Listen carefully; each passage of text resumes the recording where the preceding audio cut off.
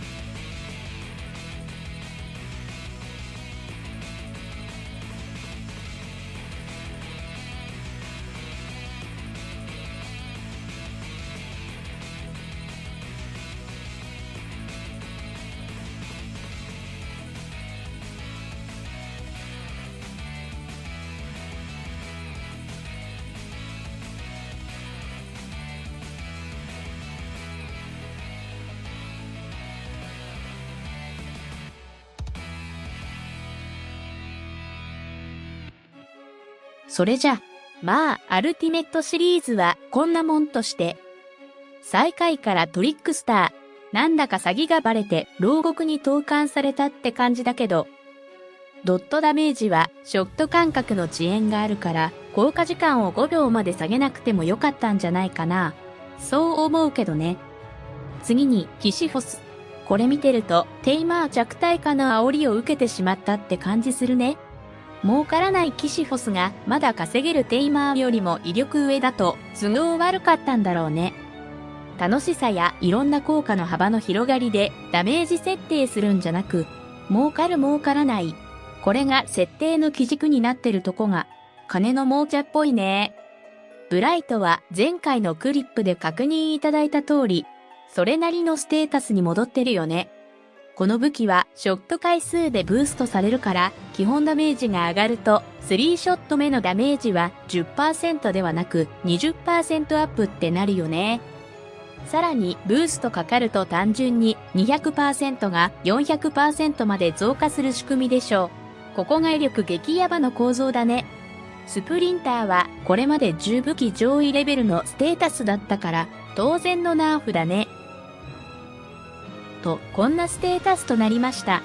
ここで再評価すると、基本ダメージじゃカジェル、マグネター、スプリンター、このあたりが優勢となってる感じします。それぞれが近接戦特化、600メートル中距離で威力低減はなし、250メートルまではマキシマムダメージで、それ以降は極端に低下する。まあどれも特徴ある武器が上位ランクって感じでした。それじゃ、小ネタを一つ。放射線系のまったり感を解消すべくパイロットに夫を。そして、ロックダウンのマグネター。これで効果あっての連射時間は、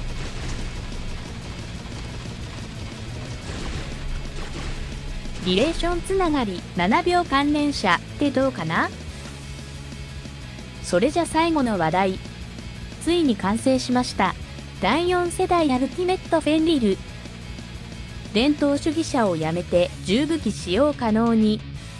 イーゼルの防御システムで防御減衰を無効化し、パスカルの回復力とダメージブーツと 42% も相まって、強靭な耐久性とロボットではハイエンドレベルの威力を手に入れました。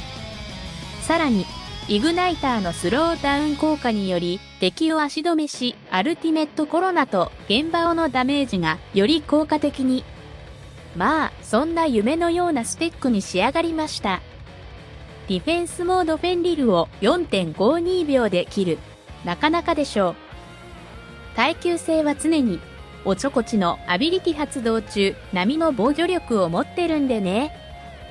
もう、細かい動きというか、隠れつつ攻撃、なんてこと考えなくても、ただひたすらまっすぐに、狙いのビーコンヘまっしぐらって感じです。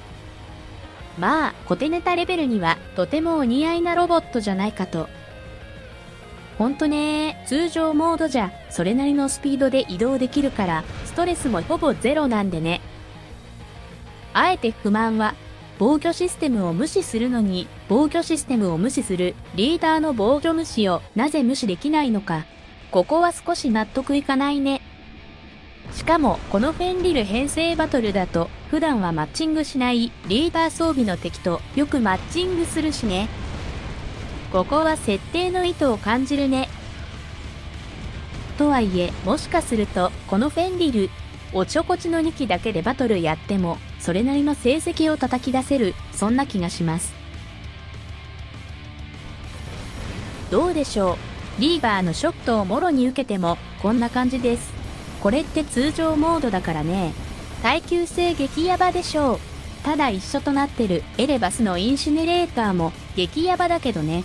扱いがすごくうまいよね。それでは、よろしければこの後のフェンリルの耐久性とその威力をご確認いただければ、そして戦場で敵としてお会いできた時には、一度そのカチカチ具合をご確認いただければと。ご視聴いただきありがとうございます。おやすみなさい。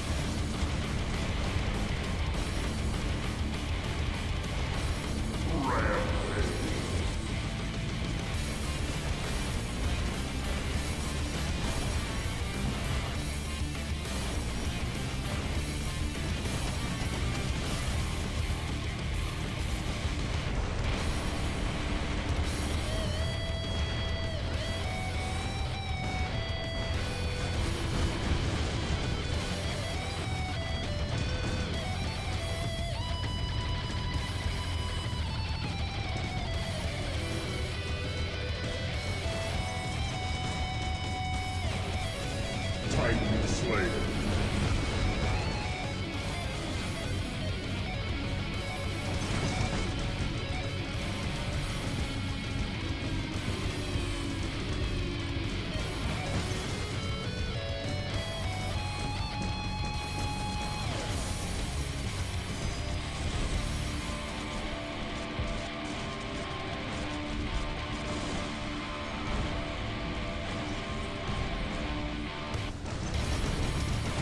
Double